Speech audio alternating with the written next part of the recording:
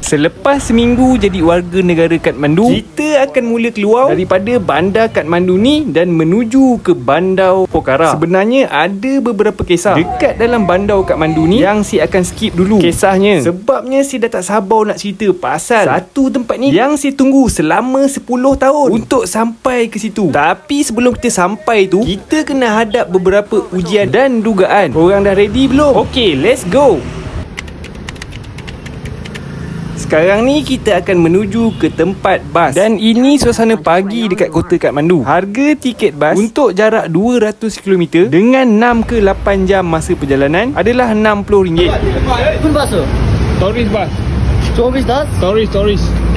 Tourist? Yeah, tourist. Tourist. This bus is tourist bus. Okay.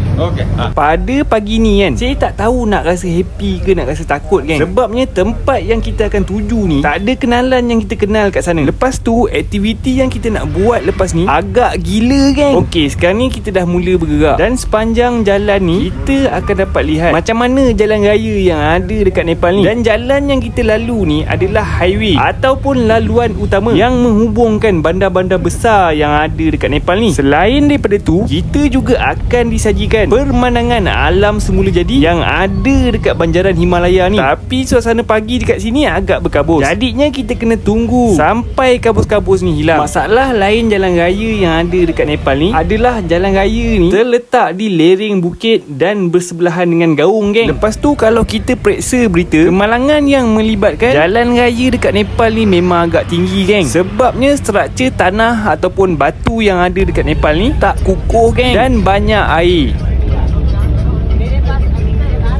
Okey, sekarang ni pemandangan dah muncul, tapi masalah belum timbul geng. Sebab tadi saya ada kata kan, akan ada ujian dan dugaan yang kita nak kena hadap dalam perjalanan ni. Tapi tak apa geng, korang layan dulu pemandangan yang ada ni. Sebabnya masalah adalah masalah dan benda tu kita memang tak boleh ubah geng. Jadi lebih baik kita menikmati apa yang ada dekat depan mata ni.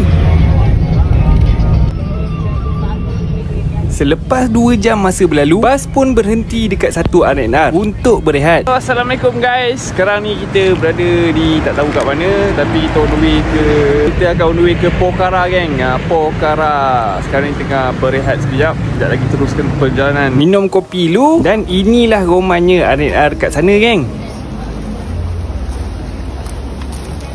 Habis je waktu berehat, bas pun meneruskan perjalanan menuju ke bandar Pokhara. Sebenarnya ada beberapa cara untuk kita pergi ke bandar Pokhara ni selain daripada menaiki bas. Pertamanya kapal terbang, keduanya bas, ketiganya kita boleh sewa private transport seperti jeep ataupun kereta kan. Dan perbezaan kesemua ni adalah daripada segi keselesaan, masa dan juga harga tambangnya. Pendek cerita, semakin selesa dan cepat masa ni, semakin mahal lah kos tambangnya. Dan dugaan kita bermula daripada sini geng. Pada masa ni bas dah bergerak hampir 4 jam dan sepatutnya ada baki 4 ke 3 jam lagi untuk sampai ke bandar Pokhara. Mula-mula saya ingat ni semua hanya jam biasa, tapi bila saya tengok suasana mula huru-hara, hati saya dah mula rasa tak sedap geng. Orang ramai mula buat mesyuarat kat tengah jalan, menandakan ada benda tak kena ni. Lepas tu geng, bas dekat sini kan takkan buka aircon kalau bas tak bergerak. Memang bolong Tapi pada awal masalah ni, bas masih bergerak sikit-sikit geng. Dan saya ingatkan masalah dah selesai. Tapi bila sampai dekat satu tempat ni, dekat 2 jam bas tak bergerak langsung weh. Dan masa pula dah nak malam geng.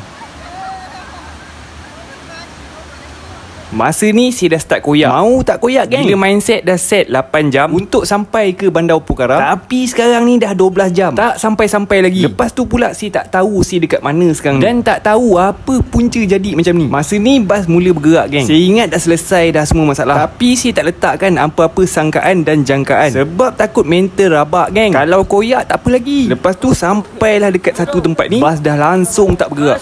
वहाँ तक ले चलो ना। सर ठाम है? नहीं, वहाँ तक है।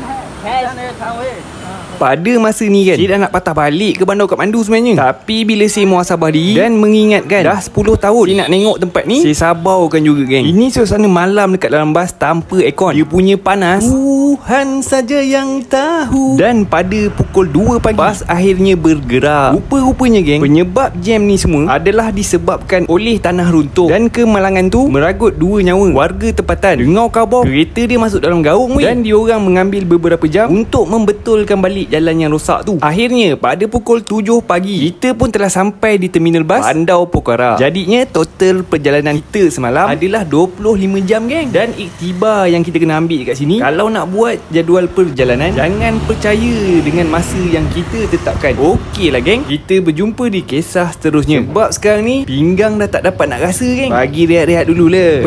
Roger.